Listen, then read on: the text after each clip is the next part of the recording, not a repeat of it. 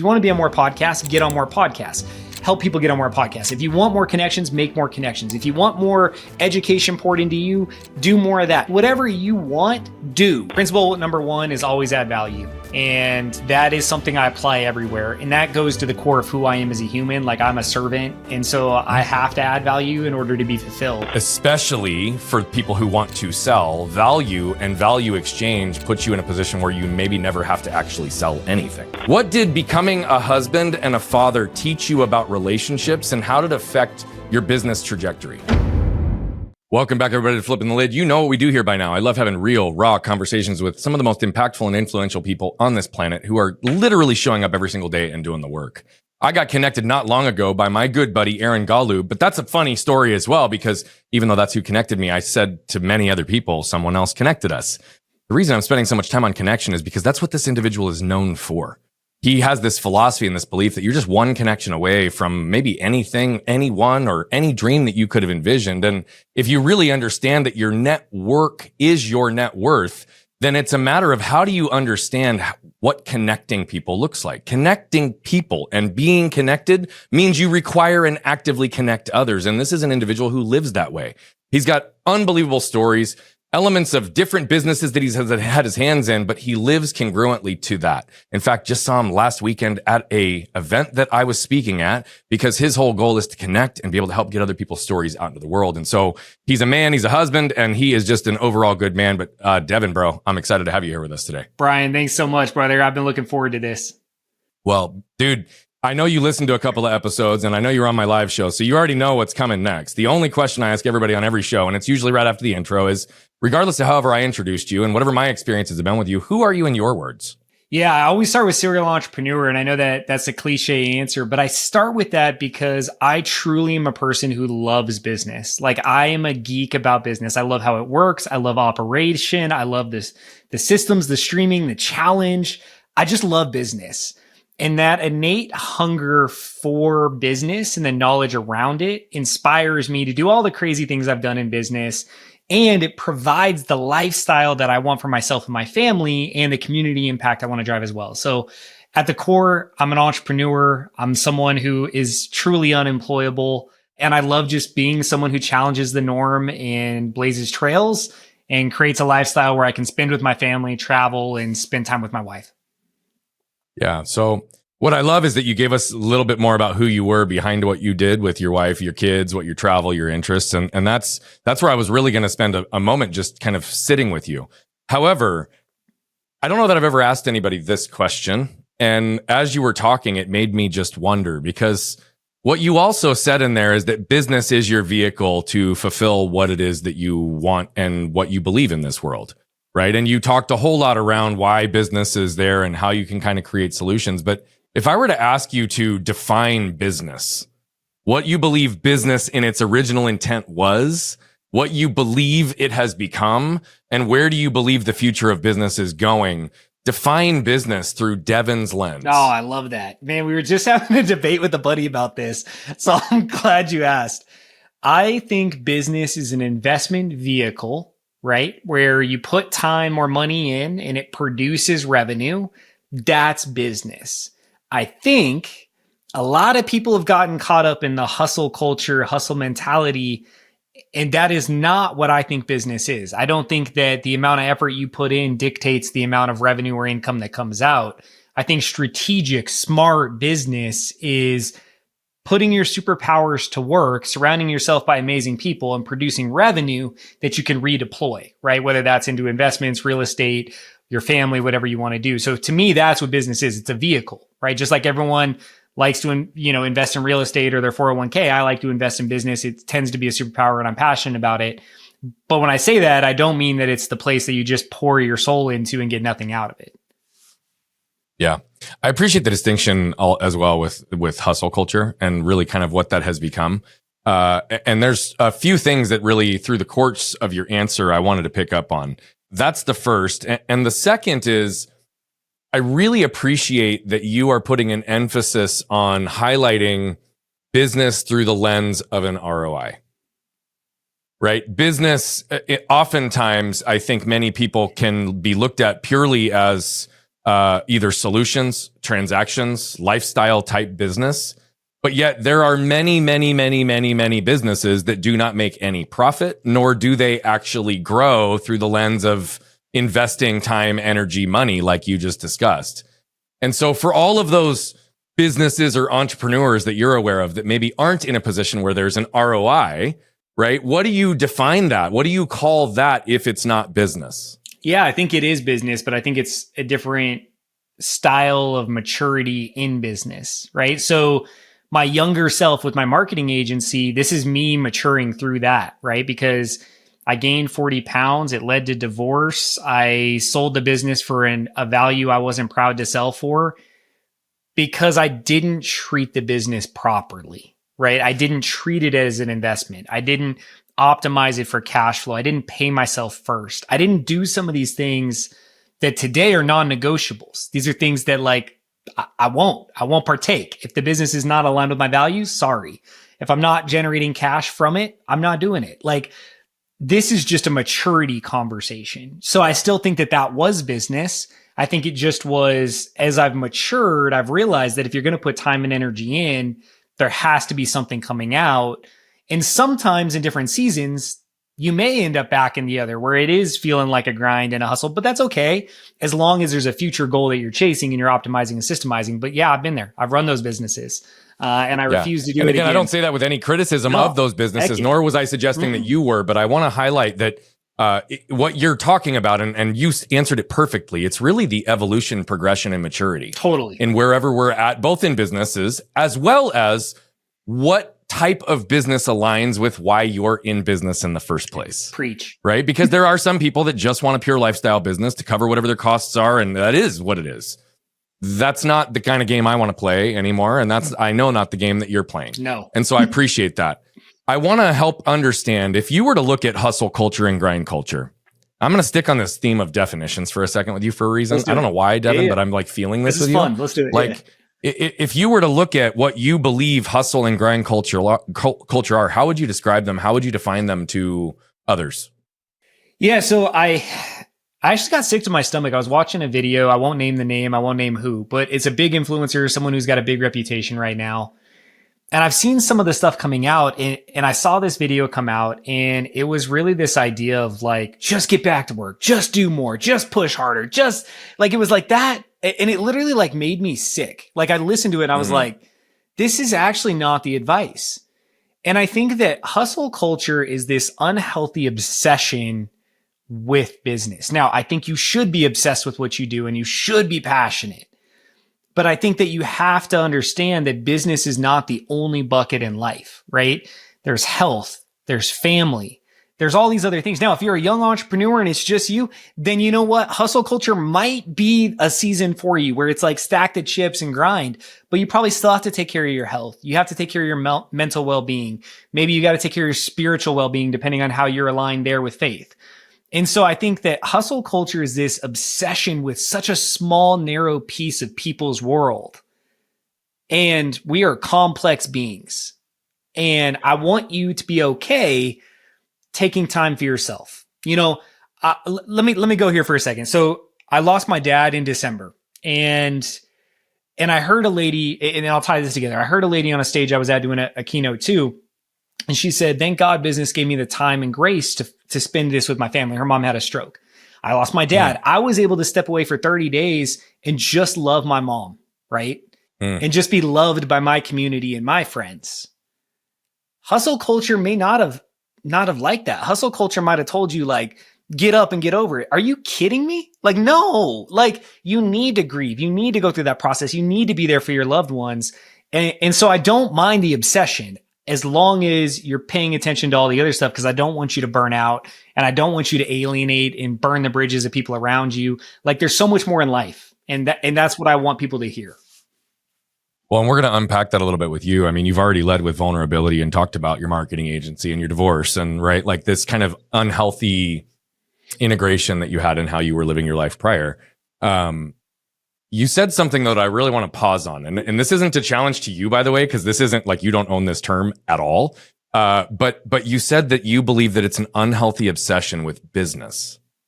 I'm not convinced the obsession is actually with business in hustle culture, right? I think the obsession is actually with image and money and outcomes.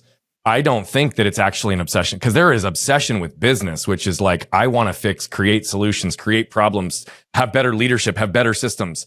I don't think that that's what hustle culture is teaching. Hustle culture is just teaching work harder and push through whatever pain and ignore everything else at the designed outcome of success, or, you know, becoming the new billionaire, which seems to be the new standard, you know? I love that. I love that contrast. And I think you're right, because I think I've matured there too, right? Like I've had the fancy stuff and I have none of it. Matter of fact, we were talking about watches at this last event, and I thought this was such a fun conversation, because I wear Disney watches, right? My kids pick them out. They love them. And I love that. So I wear like nice citizen watches, but they're all like Mickey Mouse playing golf, Mickey Mouse doing fun stuff.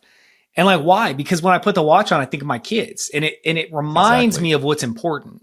And the things are not important. Now, if you love cars, don't get me wrong. Like, yeah, buy the nice cars, as long as if it's something you love and you enjoy. But don't do it just because someone told you need an image of having the 6,000 square foot house that no one wants to clean, by the way. So like, I totally agree with what you said. And I think that if you go a level deeper, that's for sure it. Yeah, and I was more just calling that out, not expecting you to have to call that out or even challenging that yours was incorrect. I love that, but I wanted to add my perspective, because I know for a fact that I was not obsessed with business in my prior life. I was obsessed with what perceived success was, which was about outcomes and money and image, right? It was about, to your point, having a house that was bigger than we really wanted, and we didn't learn that till we owned it. Right. It was about having $100,000 Escalade that I bought at one point because I could and I wanted to, but it's not really what I wanted. Right. And it wasn't through the lens of intention. And so I thanks for taking, this little sidebar with me around this idea of hustle culture. But can we sit on that? Can we just capture that? Let's pause. Bro. The lens of intention. That was, let's just stamp that, because that's amazing. I love that. Well, thank you. Every once in a while, some decently good words come out of my mouth and I get lucky. So I'll totally receive you slowing me down long enough to hear the reflection on that. Cause you're right. I think the lens of intention is something that it's no different than what I said on my keynote last week, right? At the end of the day, even though I was talking about very specific things, it's like, are we doing these things with a lens of awareness and a lens of intentionality? And I know that for myself, I lived that way for a long time. You alluded to that in your own journey. I want you to take us back, not just to like where you were at and some of those components within your marketing agency, but if business is something that you use as a vehicle, you got into it. It sounds like there was a redirection at some point, but what got you down the path of believing that you wanted to be an entrepreneur, that you wanted to do your own thing, write your own ticket, build a business, and let's just start there as we kind of unpack the journey a little bit.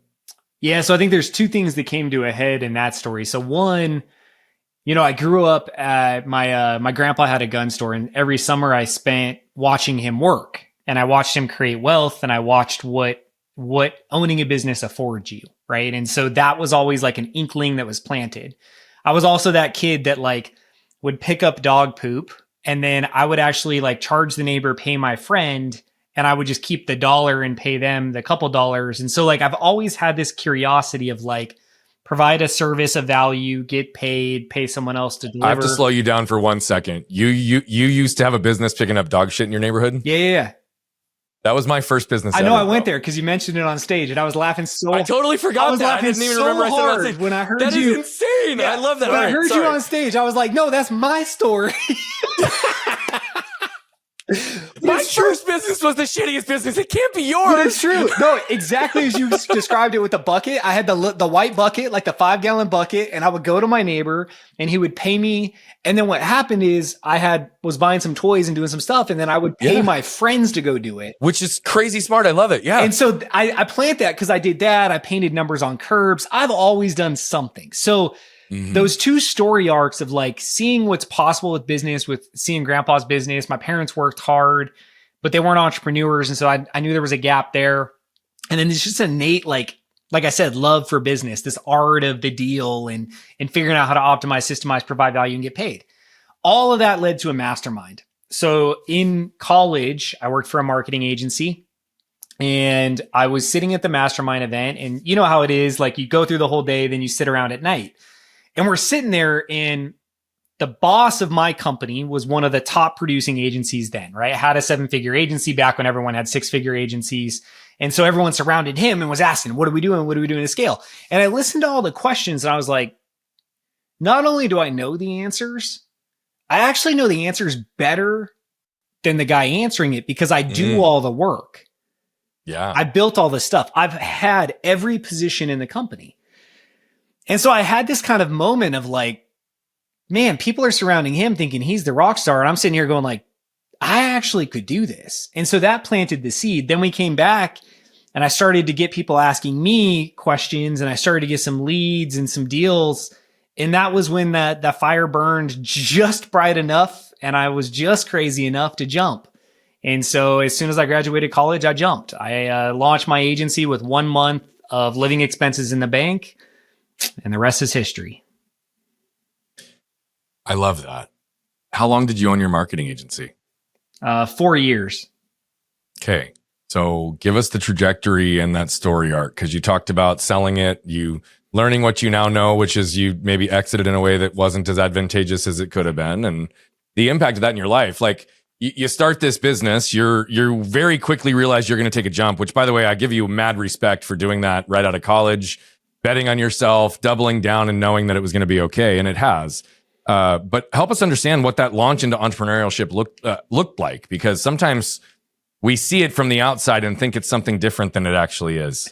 Yeah, man, there's so many fun moments in the marketing story. I have like the best photos too, because, you know, I had a 2-bedroom apartment and my Cocker Spaniel would sleep on my desk while I was like building websites.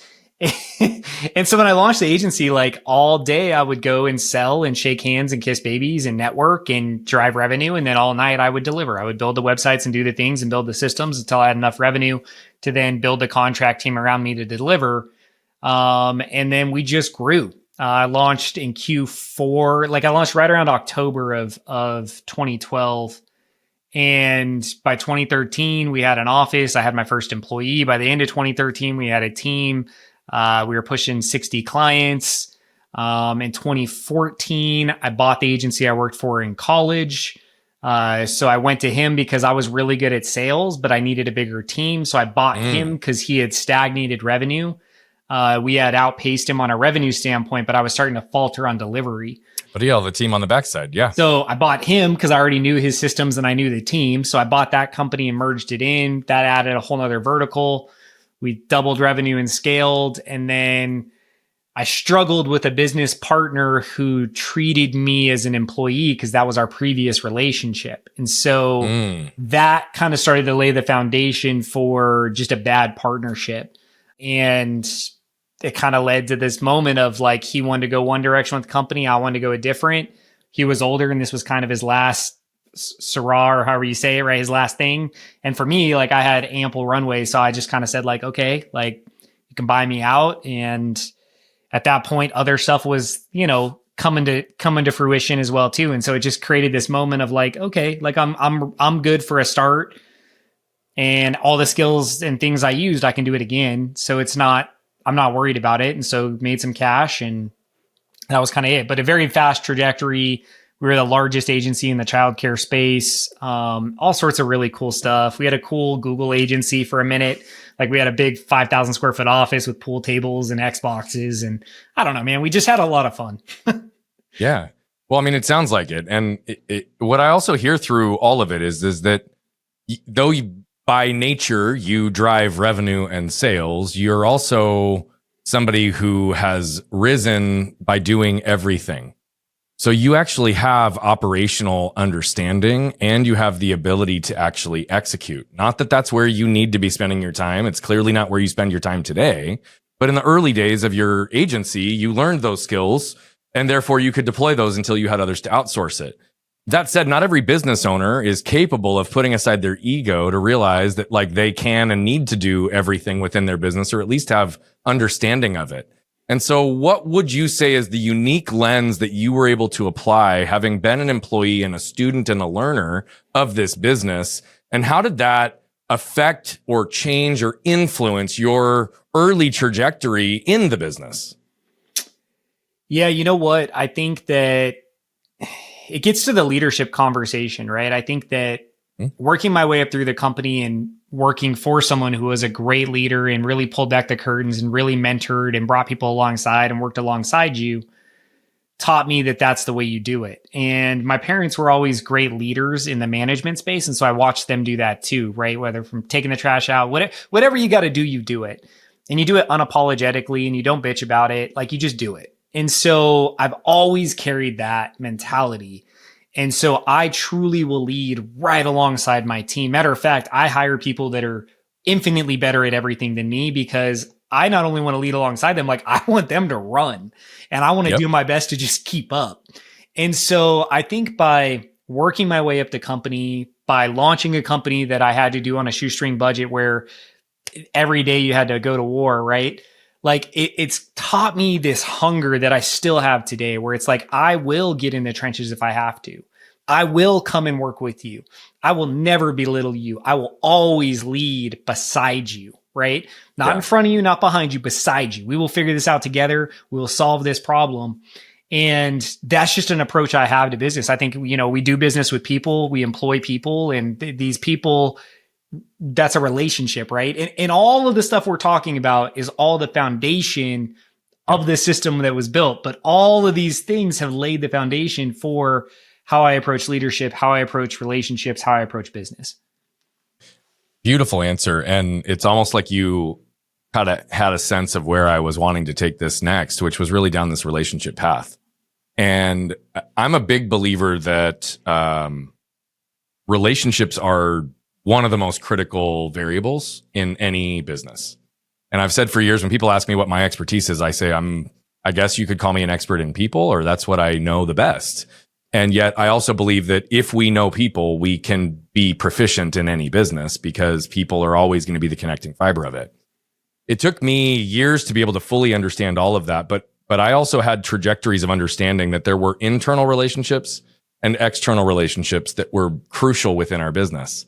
And I find often that there's areas where those lack congruence with particularly salespeople or potentially even sometimes founders and leaders of organizations. What did you learn early around the differences between the internal and external relationships that were most important in your business? And how do you differ or change the way you interact with them depending on which they are? Yeah, it's now we get to have a lot of fun. We've been having fun, but now we get to have a lot of fun. So yeah, in my marketing agency, I found myself in a crowded marketplace, a noisy industry, and competing. And I just looked around because, again, I'm a visionary, but I'm tactical, right? I can wear both. And I went, there's got to be another way. Like, I don't want us to live in a scarcity mindset. I don't want to compete. I want to position myself in places and in ways that set me apart. And so this led me down, get on more stages, be an authority, build credibility. But it also started down this path of, when I ask a room of business owners what they want, especially when it comes to new clients, they say, I want word of mouth. Like that's it. I want more referrals. Okay. But there's no predictability to that, right? That's something that's like this mythical thing. And I said, okay, I'm going to solve that. And so to answer your question, it led to 5 core principles, which I understand today. I have extreme clarity on today. They all popped up throughout the journey. But those 5 core principles, I apply internally, externally, into every relationship everywhere. Beautiful. Because those 5 core principles will unlock so much inside of your network. Because the other part of this is everyone, and I hear this all the time. I'm doing a workshop next week. I'm going to hear it. Someone in there is going to be like, well, I've gotten everything out of my network I can. There's nothing else. Shut up. Like, I guarantee you, I will bet you that there is so much untapped potential in your network, but you've been wearing the wrong lens and you have the wrong values applied to it. So I treat it all the same. If we want to talk about what the 5 principles, we can, but that's how I treat relationships.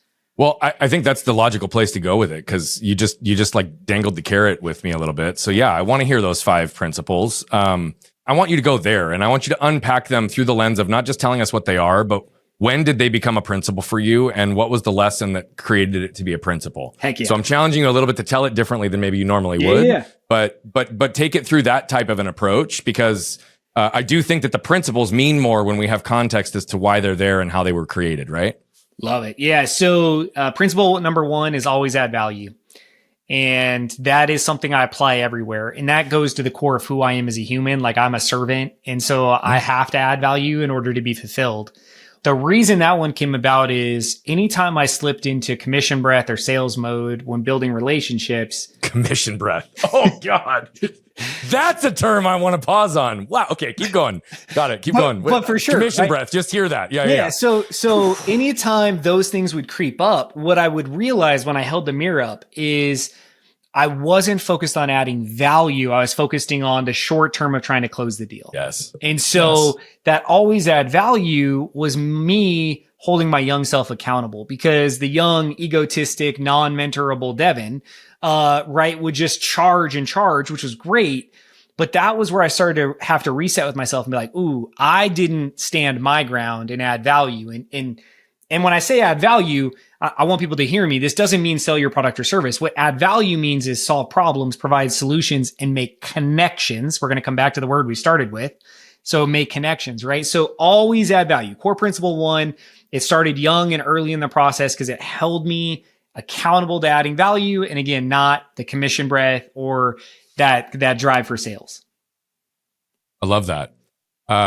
Value is one of the pillars in what we call our RVI strategy, which I'll share with you later. And I think that value is one of the most critical components that needs to be had in every relationship where there could even be a perceived transaction, right? And now I believe it's important in every relationship, but especially for people who want to sell, value and value exchange puts you in a position where you maybe never have to actually sell anything. And that's what we all want to accomplish anyway. Yeah, I don't sell anything. I don't cold call. I don't sell anything, yet somehow I make a whole lot of money. But that's because people buy, right? So, but again, when you're a parent, when you are consistently adding value, it's also apparent and right in front of people. And it's also tapping into one of the greatest other pieces, which is you're taking up real estate in their consciousness, right? The more active you are in doing those things. So value is one of the first. Give us some of the other ones. Yeah. So number two is control what you can control. And so this is so critical, especially for those of you in the business development sales world, right? So if you're wearing that hat as an entrepreneur, which if you're just starting, you have to, and if you're growing, you probably still are. I think a lot of people anchor their success on things they can't control. And so in the sales process happens to be the easiest example of that, where you anchor your success on if someone says yes or no in a deal, which is interesting because you actually can't control whether they do or don't. What we can control is the volume of meetings we have, how we approach the meetings, the language. And so the control which you can control held me accountable as I was building the system to only optimize and focus on the things that I could control. So how I show up, how I talk, how I follow up, when I follow up, how I track it, how I conduct meetings, what value I add for meetings, all of it's controllable, which led it to being a system, which makes it duplicatable. So control what you can control. Anything else is a waste of time and energy. I really appreciate that as well. And I in no way want to challenge that because it's 100% true. So this is an and, not a but. Control can also be used often through the lens of creating safety or perceived safety for us. And so what I want to distinguish and separate in what you're saying is you are not saying become a micromanager, overly control outcomes, squeeze the club too tight, force and get these things done because if I just push more, I can control the outcome. What you're saying is accept and recognize the inputs, the pieces with which you can influence and with which you can almost guarantee. I can guarantee I can make 100 calls in a day or make 10 introductions in a day. I can't guarantee what's going to happen after I do so. Can't control. Right. Yeah. And so just that distinction, because what you're really saying is actually let go of control and focus and prioritize in the areas with which you can actually create the greatest amount of impact or create guarantees in a predictable and scalable way. 100%. Right? Yeah. So I'm not saying control to death or micromanage. Please don't do that. Yep. But yes, you hit the nail on the head. What we're saying is find the levers in your business and world that you can directly optimize, systemize, impact, control, right? Because that's where you can put time and energy and get some sort of result back, right?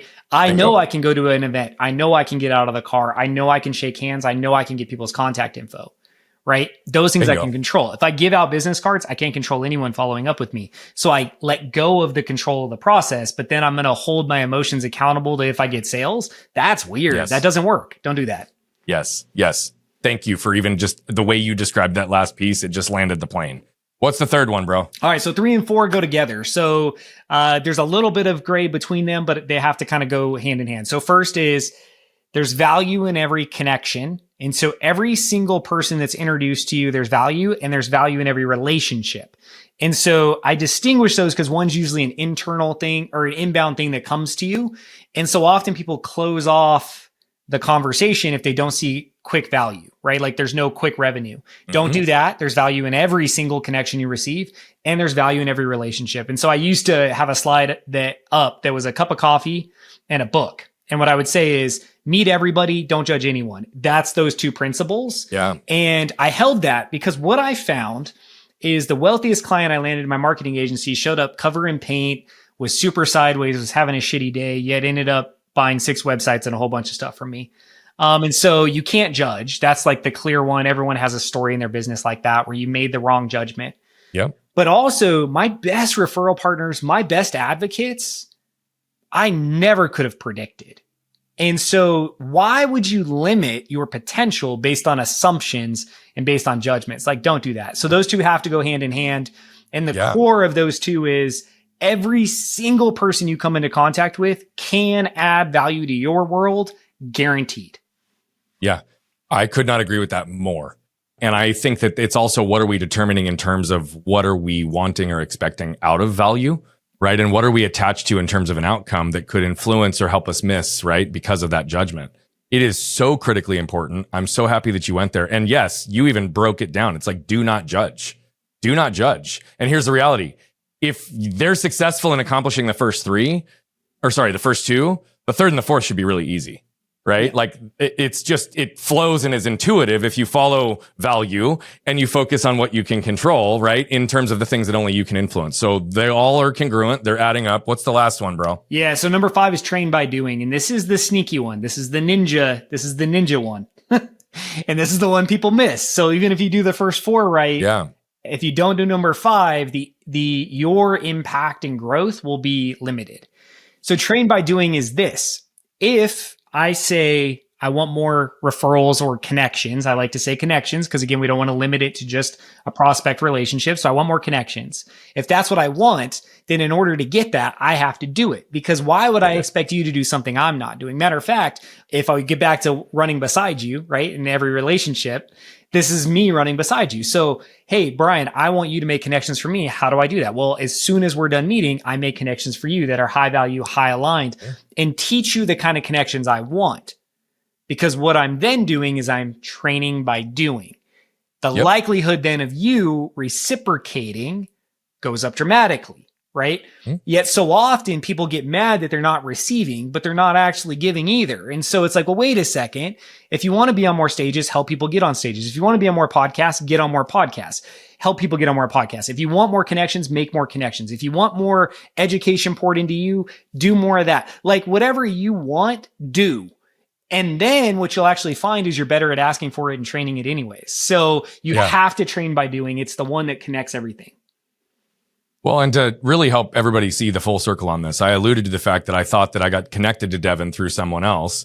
Funny enough, I got connected through Devin through Aaron Galub, but I was telling everybody it was Ben Albert.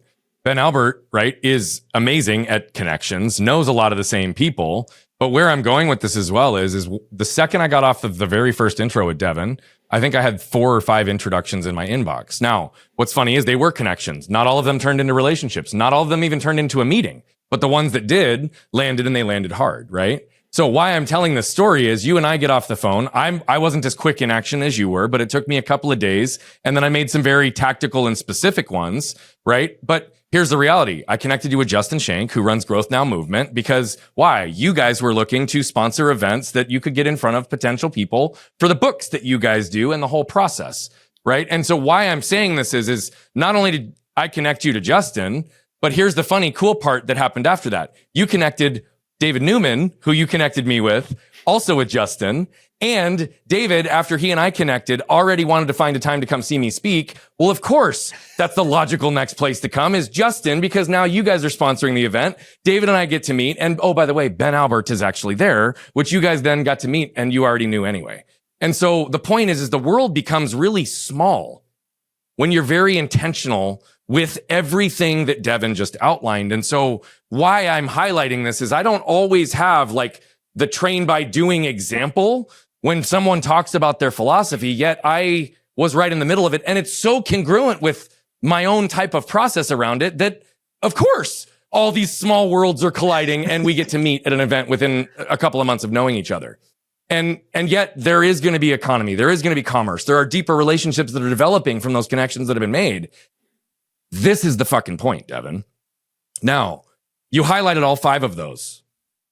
I heard why and how, because that's what I asked you. But what I am curious about is what was the chronological timeline or progression for you to fully understand and appreciate all 5 together and how they work together? Yeah, so I've had a consulting agency along with my marketing agency. So at the same time, I had a consulting agency growing. So that's the one consistent in my life through all the other businesses. And in that journey, 7 years ago, I had a mentor, maybe 8 years ago, say, you're really good at this connection thing. Like, this is your superpower. This is the thing that sets you apart. And I said, oh, okay, well, maybe you're right? Because I don't know. I'm just living it and just doing what I do. And so he kind of challenged me to like really lean into that. And when I leaned in, that's where I had to simplify it because it can be a complex process. It can be a lot. And so it forced me to go back and go like, what are the key messages and which ones am I missing? And like being able to teach it. Always add value has always been there. The 3 and 4 have always been there too, with not judging and seeing value in every relationship. Those are core. Those are like core ingrained. That's just who you are. Yeah, and that's just those something existed like, always. Yeah. I'll meet anyone and talk about anything. I say that at every podcast. I say that at every stage. I will meet any of you and talk about anything. I promise there's value for both you and I, and we're gonna have a great conversation. Yep. The control, which you can control, really started to get developed as I was doing more sales coaching and realizing the emotional roller coaster in business and sales. And so it really forced me to focus on like, well, let's just put time and energy on things we can control. And then the train by doing really started to get validated when I started putting metrics to everything. So as I started looking at, okay, if I make 3 connections, how many do I get back? If I do this, how many do I get back? If I do that, how much does this get back? And what I found is the more connections I made, the more I received, to the point where it's directly like, correlated. Yeah, and that's what everyone always wants to know is like, well, I feel like I'm giving a lot, but I'm receiving nothing back. Okay, well, give more. But that's also because they have an expectation to get back, right? Yeah, and that goes against the whole point of what you're talking about, which is to add value independent. Yeah, I know I will get 30 to 40% back. I know that is a fact now, and that's a true stat. But I still don't even I don't know where it's going to come from. I don't know if Brian's going to give me 12 connections and the other 11 people give me 0. I have no clue. Yeah. So I just treat it all the same. I treat every relationship and every person the same. And I do want to take a second to tie back your story too real quick, because we were introduced I told Aaron, like, I'd love to be on more podcasts, and here we are. But that actually is like step 17 in the relationship. And so what's funny is all the other stuff in between actually has so much more value for both you and I, because we built more relationships. We've supported friends. We've been at events. We're going to make money at those. We're connecting other people. Like all of those other things that happened between why we were introduced in the podcast we're actually on, that actually has way more value. Right. And so I agree completely. But I would also suggest, though, that that's coming from 2 people who are known to be connectors and people who actually live based on the principles you just outlined. Yeah. I mean, I would say that both of us in our brands and reputations, because we've done it so long, and I'm not saying this to brag, there's a lot I can do better in that area too. Like, I am not sitting here like I'm amazing, but yet I have connected a lot of people with a lot of people. And I would tell you, by the way, that 30 to 40% is about almost exactly what I see in my own things that I've tracked at a pretty large level. And so why I think that's really cool is it also is detaching from that outcome, right? You didn't come in or like, how do I get on your show? And what are the podcasters that you know? We like talked, we learned, we got to know each other, and we asked each other questions to really be able to surface what is real value for you. Because you asked me for introductions, I told you what those looked like, right? And then I said, who can I introduce you to? And then I forced you to actually get more granular. Help me understand the audiences you want to be in front of for this type of approach. I mean, and we didn't even talk about podcasts at that moment. Nope. Right? Yeah. Wasn't even an idea. And so that's what I love about that, is that if we, again, really go in, and it supported everything you just said, but here's the other side of it. I would also say that you and I both had a lens of intention. I'm going to now start using that. A lens of intention and how we approached our interaction and conversation. And we didn't just throw spaghetti at the wall with the connections that we made. We actually listened, we absorbed, and we put intention into whom we connected the other person with. Here's the other side of it. I think I met your 40% number in the number that I made for you, that you made for me, but yet at the same time, they were valuable and you did actually move forward officially in one of them. Yeah. And that's pretty freaking cool too. Spent money, generated leads, went to an event. By the way, we had a great time in Philadelphia. But yeah, I can't control how you're going to react. All I can control is, did I ask enough questions so that from our meeting, I can edify and endorse you and make 3 connections. And if I can do those things, I again controlled what I can control. If I do that in big enough volume, it always works. Yeah, I couldn't agree more. And the language that I use, that I have said for years, because I said this with philanthropy as well, when I used to connect people before there was like any commerce, even with some of the connections that I was making, because I did a lot in nonprofits and philanthropy. But I never made those connections for the benefit of another organization through the lens of expectation that I was going to get business out of it in my core business. Yet, if I look at what I've done with podcasting, what I did back then, there are very few hard lines between this introduction to this amount of business and commerce. Very few.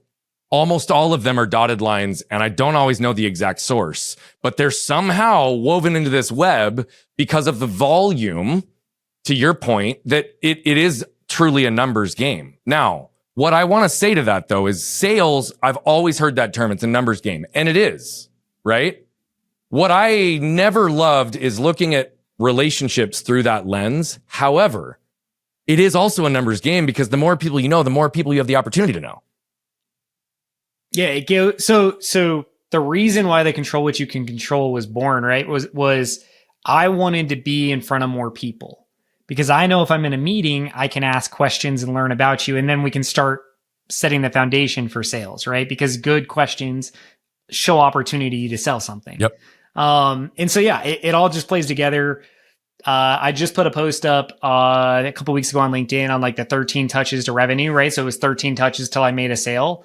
And a lot of people would be like, oh, that's too much work to make the sale. And I said, okay, but here's what happened is this many podcasts, this many events, this many introductions, and like the list is like too long actually.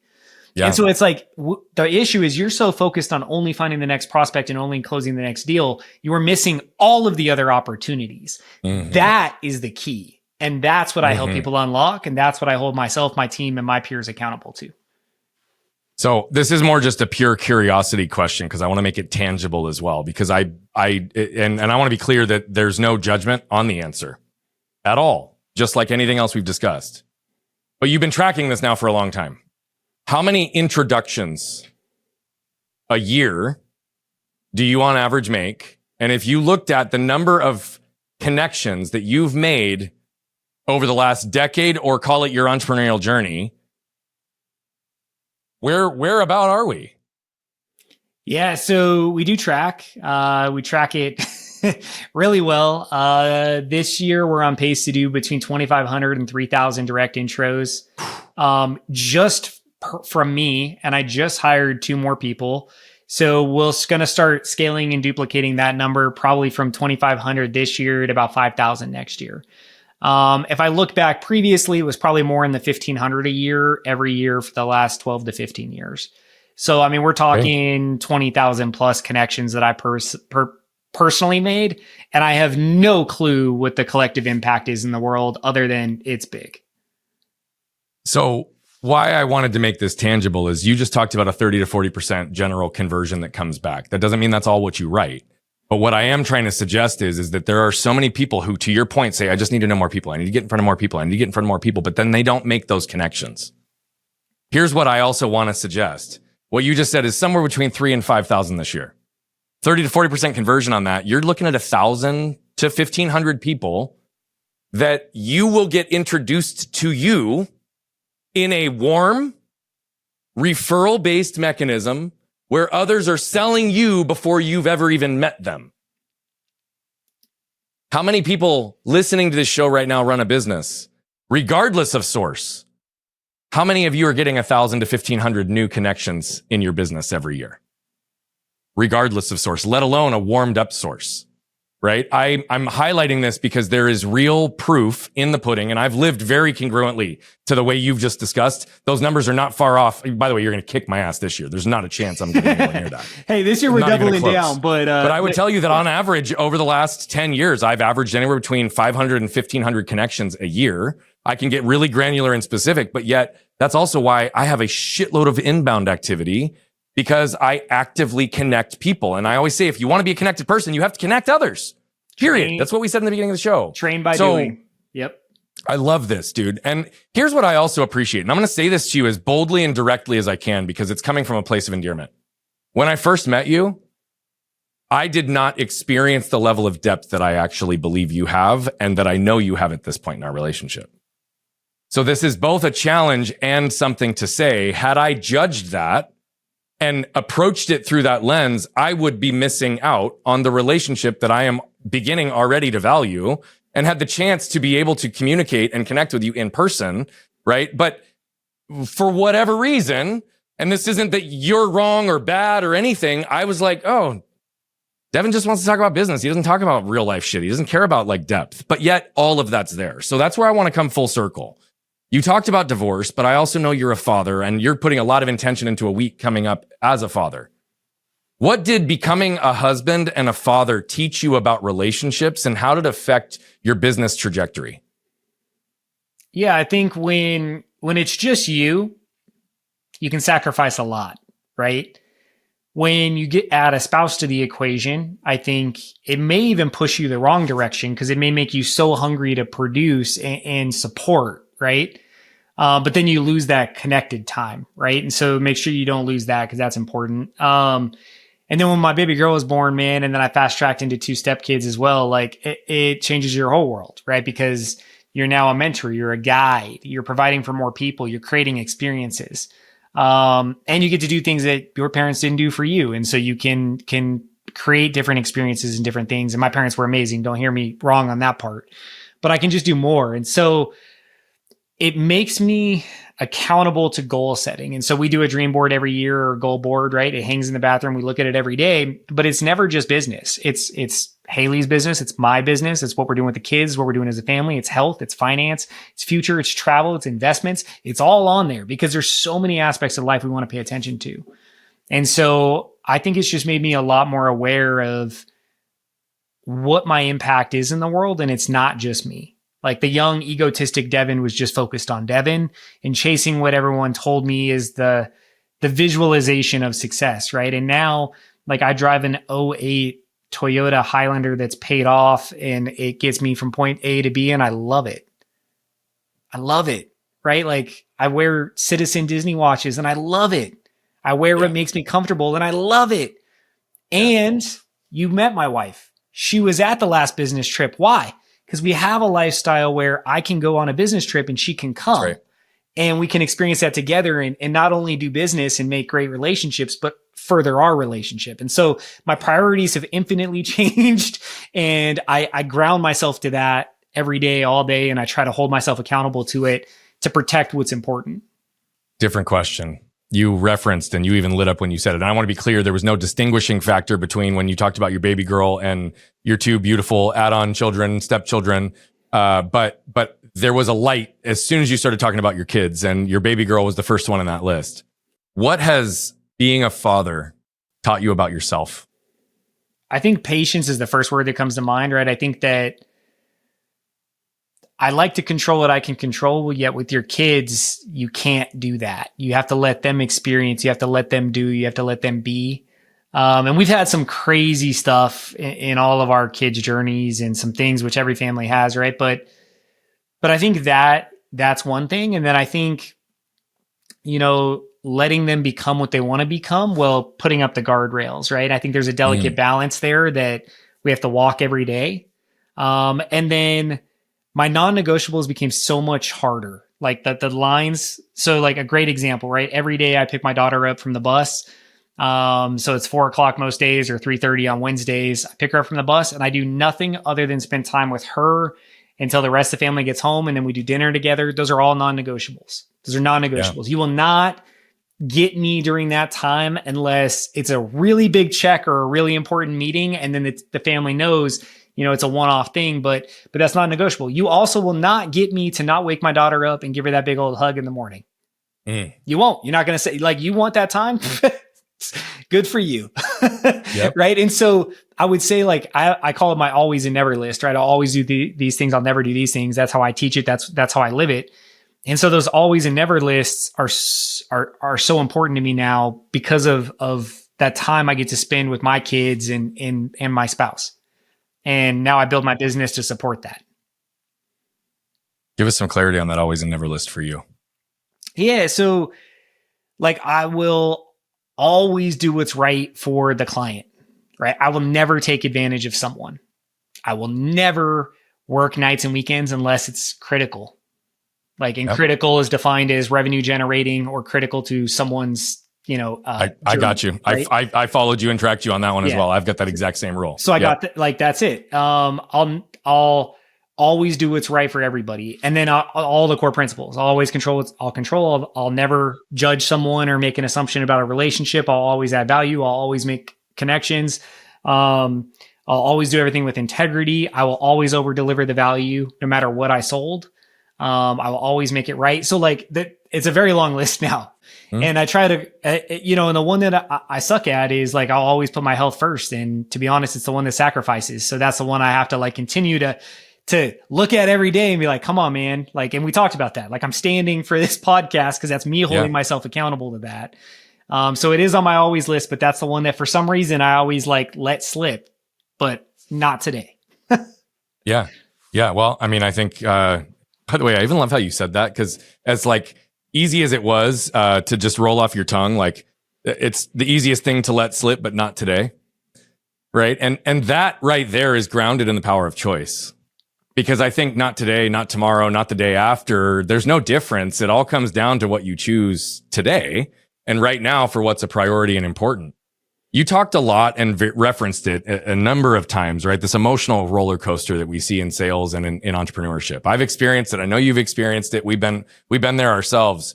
If you look back at your journey, take us for just a moment to what was one of the darkest periods within your entrepreneurial and business journey, and how did you identify it and how did you move through it? Yeah. I mean, yeah. I did a whole podcast episode just on this moment. After I sold my company following the divorce, I went through this like 18-month blip is what we'll call it. And the best thing that came out of it was my daughter. But everything else was a disaster. And so we launched a couple of companies. One of the partners ended up extorting money. We got kicked out. I ended up with like a couple $100,000 in debt. Thank God I didn't end up in jail. The one partner died because of cancer. The other partner married his widow. I mean, just as dark, horrific, and horrible as you can.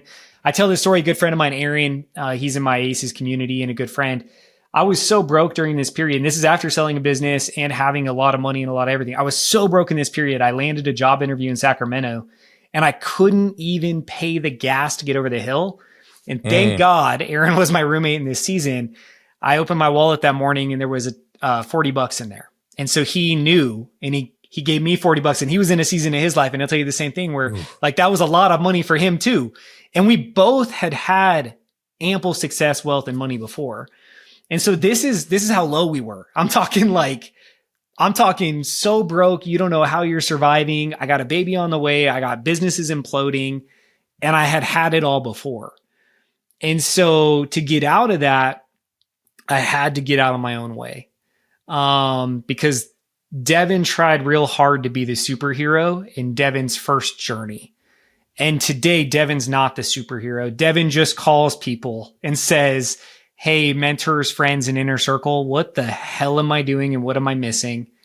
And either tell me I'm an idiot and provide some guidance and wisdom, or sometimes it's just validating, like, no, you're on the right path. Just keep walking.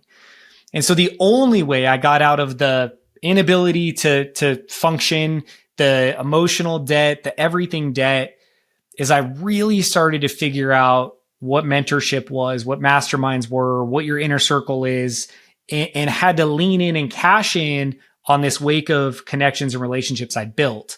But I had to cash in a different way. I had to cash in a humble, armor down way that said, look, Devin needs help. And I have to be okay opening up and crying on the phone to people and being real with where I'm at. Like, I need to borrow some money. I'm so sorry. And like, I can't pay you back. Like, I just can't, but I got to pay bills and I'm sorry. Like, I'm sorry that I have to make this call. And what's funny is when I made the calls, I was never told no. I was never rejected. Everyone surrounded me and everyone lifted me up. And that validated that the work I had done and the integrity I had built with the relationships around me were validated. So that's what got me out of it. And you fast forward today and all that's different, right? I still have a lot of the same friends and the same everything. The money's built better and bigger this time, but it's not a house of cards and things are more intentional. And, you know, it was dark, but guess what? All the debt's paid off and we're shining now, but damn, it was a journey. I relate so much to so many elements of your story. I mean, I had success before and also had to burn a bunch of shit to the ground and leverage a bunch of debt and had virtually nothing after having had it. And the way that you talked about that, even with your friend, it is really important because I do believe, and we talked about this, you've heard me say it, but pain and perspective both point us towards what's important. But the perspective, once you've had it, right, and then you lose it, there is a shedding that has to take place with even whatever element of self was attached to whatever you had before, right? And you alluded to that a little bit, but I wanted to slow down and just hit that part a little bit harder because I know it's there and I could feel it in your energy. So I'm reflecting and sharing my side of it, which is I've been through that same process and it is a humbling experience, right? But to your point as well, it also really helps you distinguish between wants, needs, and the things that are most important to us with absolute clarity, with more laser focus and vision than in any other period of my life. That downsizing, for lack of a better term, right? It forced clarity in a really positive way for me. You talked about how you realized you had to get out of your own way. Where are you still learning to get out of your own way other than your health?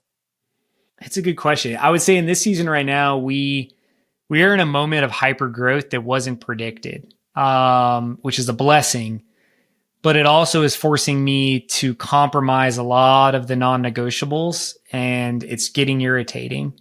And so I'm in a season of like asking for forgiveness because I'm putting more time into the systems, the processes, and the scaling than the follow-up because it's an important moment in this season. It will unlock the next stage and everyone will get what they get and the core principles will be there. But I'm having to tell myself like, it's okay. It's okay. It's okay. Because we are in a hyper growth mode. And so I'm holding on to some stuff I shouldn't be. I'm getting it off my plate.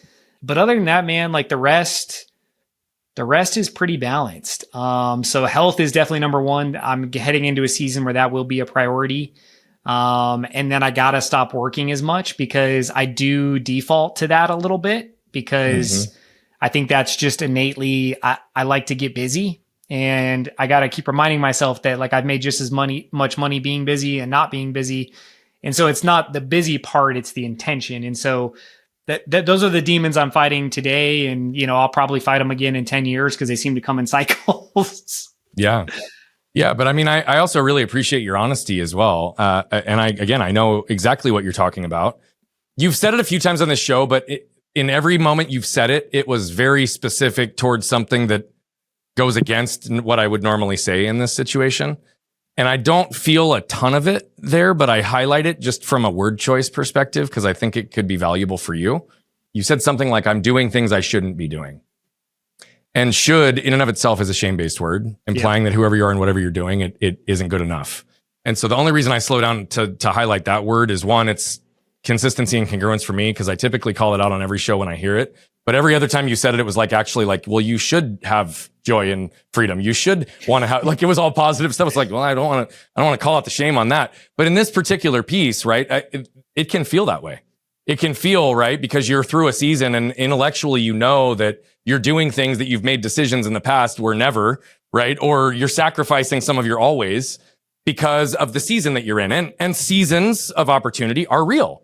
And they can, as much as we try to control what we can control and plan and proactively see these things, those seasons can hit us sometimes. Yeah. And I'm a believer that we do, if we're in business for the right reasons, need to lean into those. Mm-hmm. The critical component comes down to the identification around when you're in that season and the intentionality to understand how long you will allow that season to last and at what trade-off or expense, because there is, right? Yeah. And so that's where I want to take you for just a second is how long have you been in this season so far? And yes, you're building the systems to create this, but what is your approach or your focus or your plan to bring this season to a close so that your nevers and always are no longer being sacrificed? Yeah, so we felt this season coming on, and I'm pretty good at knowing now, like when we're starting to feel it. So we felt it come on right at the beginning of the year, and it's in full effect right now. Like everything I teach, preach, and do is abundantly producing to the point where today's inbound income and revenue is more than all year to date, just today. It's mind-boggling, actually. Like I sent a screenshot to my wife and I was like, this is why. Let's just remember that this is what we're creating in this season and this is the why. And I love that you're also being able to celebrate it in that moment. But then then she's also like, so how much longer though, Devin? And so so that was our commitment. So our commitment was 2 quarters. So I told her, what I'm going to do is what I need. And the other part of this I want you to understand is this is a team effort, right? We had a clear conversation on, look, in this season, I'm going to need a little more from you than I usually do because I don't ask for a ton, but I'm going to need it. And I'm going to need it emotionally. I might need it. I might just have to ask for permission to just not be present for a minute. And 2 quarters is what we committed to. And so by the end of Q2, we will be back to having things back into where I like to be, work-wise, balance-wise, time-wise, things like that. But then the revenue spike, which is what we've been pursuing, will be there. And so that's my commitment is by the end of Q2, we'll be optimized. We're scaling the team. We're building processes. All that's happening right now. We're duplicating and renegotiating contracts. We're making more money on deal. Like all this stuff is there. And so now we've got, just over 2 months to chase it down. Yeah, dude. By the way, I also love that you put clarity into the intention on the conversation on the front side. Right. And the permission, the support, the request and asking in this anticipatory period. And especially knowing, right, having had someone that went through building a business that also affected a marriage, right? That's not something you're willing to sacrifice again, but yet that there will be these seasons. And so the way you articulate that is really beautiful. And to your point as well, you've been doing this long enough now. You also know the turn times. Right? You know what it takes to get momentum going. And can sense when it starts to feel like it's going exponential, right? When you're in that, like, we've got to grind, not for the sake of hustle and grind, but we've got to grind in this window. And yet without the communication, none of that would probably even matter. And it goes back to the whole point of relationships in the first place, right? We're so aligned right now. And it was funny this morning. I was having a venting session because this is real time, right? Like I'm celebrating the income because that's what we've been chasing. And then I'm complaining about everything else because there's so much on the plate. Because it's got to get done and you're like, shit. But the income producing is allowing the system development, the team development, the next stage for this company. And so this is that push through moment. But then again, now that we know the goal, we have to be there. And then her business is booming too. She's exceptionally scaling right now. And so now I'm having to buy back some of my time quicker because I have to be able to support that. And so, we're just crushing life, man. And the only way that we're doing it is we communicate often. We have grace for each other. And we hold ourselves accountable to the same values we have. We have internal values and they're non-negotiables between the two of us. And we hold that there. Right. And it's fun, man. It's fun to be supported and support. And this is a blessed season and I'm very grateful for it. And I can't wait to slow down just a little bit. By the way, I'm in one of those seasons myself as well, and we talked about that right before the call. But what you just gave also in reflection around that question, that inquiry, and where it was, you not only wrapped up everything you taught through the entire course of this conversation, but you also demonstrated, right, that you are teaching by doing. You live congruently with both the internal and external relationships that matter most to you in your world, right? To be able to do that with a partner and a spouse, which is arguably one of the hardest places to do it. Or can be, right? Depending on what that relationship looks like. But yet that's the one that you also recognize without that foundation, nothing else matters anyway.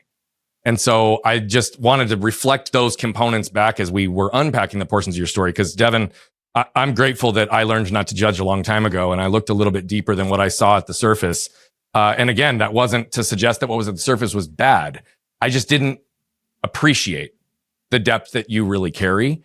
And that was evidenced very quickly after our initial interaction. And I just truly want to thank you for being with us, being here today and teaching people these philosophies. Because whether it's a transaction or revenue for you or not, relationships are everything. And if anybody listens to any portion of this show and doesn't hear the congruence in Devin's relationships, then you're on crack. But I want you to pause and ask yourself the question. What is one concept that you can extract from what Devin just taught today in the masterclass around connections and relationships that you can apply in your life today that will have a compound effect tomorrow? Devin, what's a closing thought you want to leave everybody with? Man, first, I want to leave with gratitude. So I want to thank you for asking good questions and having a platform for deep conversation. I appreciate that. And the thing I always challenge everybody is, right, you don't need to overwhelm the system. So I talk about this idea of the power of one. It only takes one good conversation, one good connection meeting, and adding value to start the process. One. The subtitle of my book is You're One Connection Away from Massive Success in Your Life and Business. That is like the 9th subtitle that was used. And I had a mentor challenge me and say, Devin, I see the duplicatable, scalable system subtitle. That's great. But that's not it. What I hear from you when I hear the stories and I hear the successes and I hear the amazing things that are happening through relationships and connections is it's always one. It's one person, it's one connection, it's one conversation between you and whatever your wildest dreams are. It's one. That's all it is. And no surprise, that supports something else I talk about with one, which is that in life, we are just one moment, one breath, one step, one action away from rewriting our story and being able to reach whatever or whomever we want. The power of one is real, Devin. Thank you very much for being with us today, my friend. We'll have all the links for your stuff, your books, your connection group, all in the show notes so that people can visit it. But I'm really grateful for who you are and who you are to me at this point.